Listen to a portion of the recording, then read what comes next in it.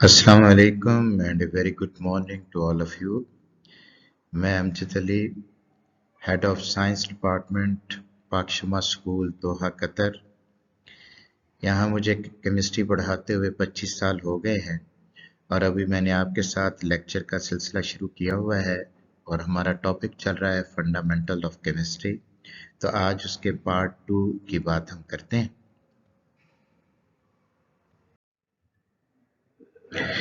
इससे पहले कि हम पार्ट 2 में आगे पढ़ना शुरू करें इस टॉपिक में, तो मैं ये चाह रहा हूँ कि जो फर्स्ट टाइम यहाँ से सुन रहे हैं, मुझे इस लेक्चर को सुन रहे हैं, तो पहले थोड़ा सा प्रीव्यू दे दूँ आपको लेक्चर नंबर 1 का।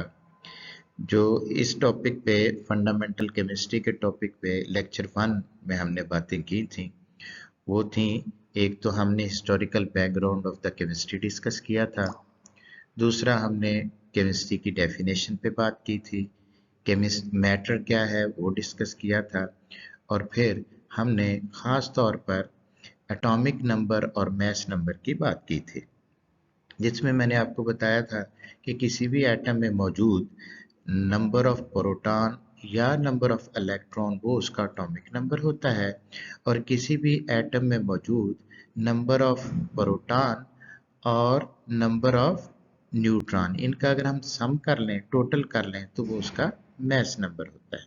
तो अब फिर आगे चलते हैं। आज जब एटम्स आपस में मिलते हैं तो फिर एलिमेंट्स बनते हैं। तो एलिमेंट्स जो है उनकी आज हम बात करते हैं। सबसे पहले तो इनकी डेफिनेशन आपको क्लियर होनी चाहिए। तो एलिमेंट बजाते खुद सिंपलर सब्सटेंसेस हैं जिनको मज़ीद हम सिंपल नहीं कर सकते, और उनकी एग्जांपल अगर आप देखें तो हाइड्रोजन एलिमेंट की एक एग्जांपल है जिसका सिंबल H है, ऑक्सीजन एक एग्जांपल है एलिमेंट की और O इसका सिंबल है। इस तरह से सोडियम भी एक एलिमेंट है जिसका Na सिंबल है, क्लोरीन भी इसकी एक एग्जांपल है, Cl जिसका सिंबल है। और इनमें सोडियम मेटल है और बाकी ये जो तीनों है वो नॉन मेटल एलिमेंट है। अब आगे चलते हैं। यहाँ पर हम बात करते हैं कि ये जो टोटल एलिमेंट्स हैं, अगर आपने ये पता करना है कि कहाँ पर हैं, पीरियोडिक टेबल में मौजूद हैं। पीरियोडिक टेबल की डिटेल तो हम किसी और लेक्चर में इंशाल्लाह ताला डिस्कस करेंगे। यहाँ पर एक थोड़ा सा व्यू आपको एलिमेंट के हिसाब से दे दिया गया है कि मेनली एलिमेंट्स जो हैं उनके हम करते हैं 3 हिस्से, या वो मेटल्स होते हैं या नॉन मेटल्स होते हैं या फिर सेमी मेटल्स होते हैं। तो यहाँ इस पीरियोडिक टेबल में देखें आप, जो लास्ट ग्रुप है पीरियोडिक टेबल का, उसमें जो एलिमेंट है उनको हम नोबल गैसेस कहते हैं। उससे पहले जो नॉन मेटल है उन्हें हम हैलोजेंस कहते हैं। उससे पीछे ये थोड़ी सी नॉन मेटल हैं, फिर बीच में ये मेटल्स हैं, ये दरमियान में भी मेटल्स हैं जिनको हम ट्रांजिशन मेटल्स कहते हैं।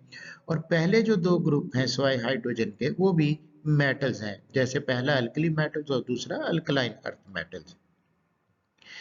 अच्छा, अब हम ये बात करेंगे कि ये एलिमेंट जो हैं इनको क्या ज़रूरत है कि आपस में ये क्यों कंबाइन होते हैं, क्योंकि एलिमेंट्स आप जानते हैं कि एटम्स मिलके एलिमेंट्स बनाते हैं, और एलिमेंट्स फिर आपस में कंबाइन होके तो मॉलिक्यूल या कंपाउंड फिर आगे बनाते हैं। तो इनको क्या ज़रूरत है आपस में कंबाइन होने की, तो वो हम बात करते हैं। असल में ये जितने भी एलिमेंट हैं सिवाय इन नोबल गैसेस के, उनके सामने एक मॉडल है नोबल गैसेस का।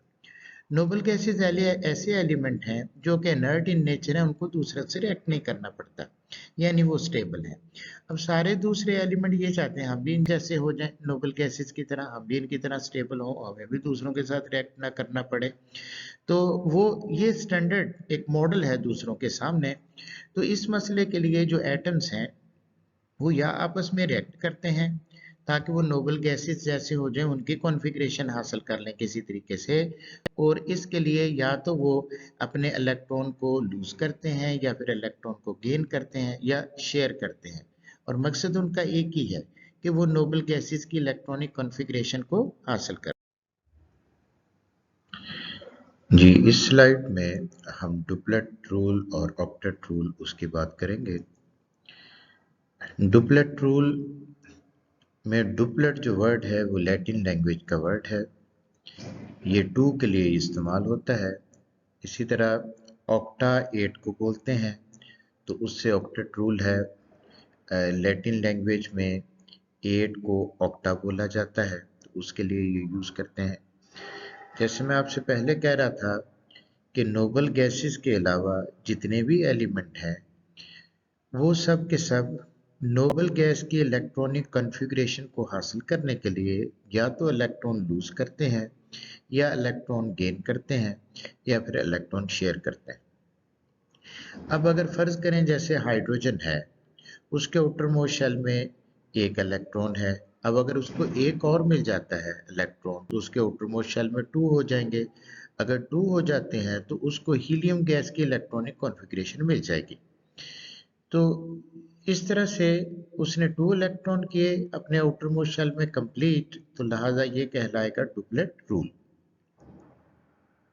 ऑक्टेट रूल, ऑक्टेट रूल में यह है कि अगर कोई एटम अपने आउटर मोस्ट शेल में 8 इलेक्ट्रॉन कंप्लीट करता है तो फिर हम उसे कहेंगे ऑक्टेट रूल। जैसे सोडियम है, अब सोडियम के पहले शेल में 2 इलेक्ट्रॉन है, दूसरे शेल में 8 हैं और आउटर मोस्ट शेल में 1 इलेक्ट्रॉन है। अब अगर वो 1 इलेक्ट्रॉन वो लूज कर दे तो उसको नियोन की इलेक्ट्रॉनिक कॉन्फ़िगरेशन मिल जाएगी। नियोन के भी आउटर मोस्ट शेल में 8 इलेक्ट्रॉन है तो उसके भी आउटर मोस्ट शेल में 8 इलेक्ट्रॉन हो जाएंगे। तो इस तरह उसने अपना ऑक्टेट कंप्लीट कर लिया और वो भी नोबल गैस की तरह स्टेबल हो गया। इसको कहेंगे ऑक्टेट रूल।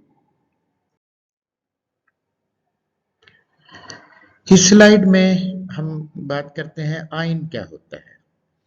अभी मैं आपको बता रहा था कि एटम्स नोबल गैसेस की इलेक्ट्रॉनिक कॉन्फ़िगरेशन को हासिल करने के लिए या तो इलेक्ट्रॉन लूज करते हैं या इलेक्ट्रॉन गेन करते हैं। तो इलेक्ट्रॉन अगर कोई लूज करे कोई भी एटम तो उसके ऊपर हमेशा पॉजिटिव चार्ज आता है। इसी तरह से अगर कोई गेन करे तो हमेशा उसके ऊपर नेगेटिव चार्ज आता है। आम रूटीन में ये जो मेटल्स हैं वो इलेक्ट्रॉन लूज ही करती हैं और नॉन मेटल्स गेन करते हैं। तो आयन क्या है? अगर सिंपल बोलें तो कोई भी चार्ज पार्टिकल अगर उसको आयन बोलेंगे, चाहे उसके ऊपर पॉजिटिव चार्ज है चाहे उसके ऊपर नेगेटिव चार्ज है तो उसको हम आयन कहेंगे। So simple, any charge particle is called ion. अब आयन दो तरह के हो सकते हैं, एक पॉजिटिव चार्ज, नेगेटिव चार्ज। अगर फर्ज करें किसी आयन पे पॉजिटिव चार्ज है तो उसको हम कैटायन भी कह सकते हैं और किसी पे अगर नेगेटिव चार्ज है तो हम उसे एनायन भी कह सकते हैं। तो इस तरह से ये दो आयन हो गए। तो यहाँ हमने बात की कि आयन क्या है और उनकी टाइप्स क्या है। एग्जाम्पल में अगर आप देख सकते हैं एजी सिल्वर एक मेटल है और मेटल हमेशा जो है उनके वो इलेक्ट्रॉन लूज ही करती है, उनके ऊपर पॉजिटिव चार्ज ही आता है। तो यहाँ आप देख रहे हैं कि एजी जिसका सिंबल जो सिल्वर है और उसका सिंबल एजी है और उसके ऊपर +1 चार्ज है। सीएल एक नॉन मेटल है और उसने 1 इलेक्ट्रॉन गेन करना है अपनी इलेक्ट्रॉनिक कॉन्फ़िगरेशन को कंप्लीट करने के लिए, क्योंकि उसके आउटर मोस्ट शेल में 7 इलेक्ट्रॉन है, ये 7th ग्रुप से बिलोंग करता है। तो जब वो अपना ऑक्टेट कंप्लीट कर लेता है एक इलेक्ट्रॉन गेन करके तो फिर वो बन जाता है Cl-1, यानी वो बन जाएगा एनाइन।